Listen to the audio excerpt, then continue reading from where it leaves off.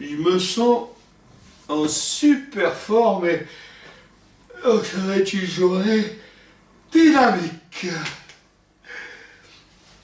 Voilà, donc là, je viens de communiquer avec vous et par conséquent, vous envoyez une information.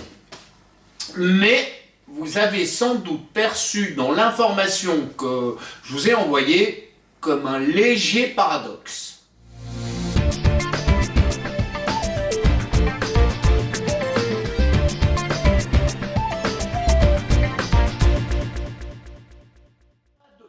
Alors, ce qu'il faut savoir quand on communique, c'est qu'il n'y a pas que dans ce qu'on dit que des informations vont être perçues. Non.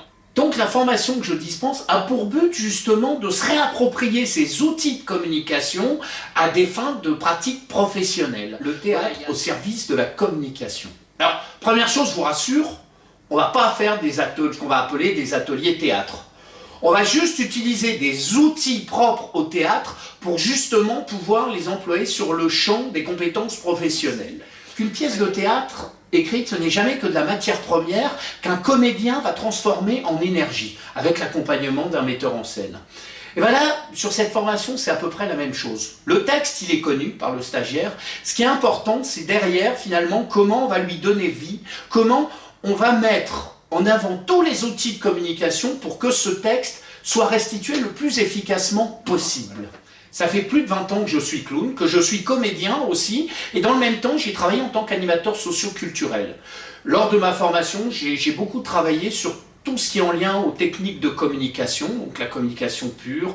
J'ai travaillé sur la programmation neurolinguistique, sur l'analyse transactionnelle, et je me suis rendu compte qu'en utilisant tous ces outils, ça me permettait d'affiner, je dirais, les compositions de personnages que je jouais, que ce soit au théâtre, que ce soit dans mon personnage de clown. Je me suis rendu compte qu'elle était aussi une opportunité, justement, pour tout professionnel à travailler sa communication au travers de ces différents éléments. Alors, au début, on l'a lancé dans le cadre d'accompagnement de jeunes demandeurs d'emploi pour préparer un entretien d'embauche, mais par extension, on s'est dit que ça pouvait servir tous les métiers où il y avait un échange avec un public, où donc il y avait un besoin de communiquer. Que ce soit les métiers de l'hôtellerie pour les services en salle, les métiers du commerce, les métiers de l'action sociale, de l'animation socio-culturelle, les métiers d'accueil, enfin tous ces métiers où finalement, à un moment, on va devoir échanger avec un public et il va falloir maîtriser sa communication, notamment pour un ensemble d'enjeux. Je pense en particulier à la gestion de conflits, comment recevoir une personne particulièrement irritée et amener tous les codes de communication possibles pour faire en sorte que ça se passe de la meilleure des façons.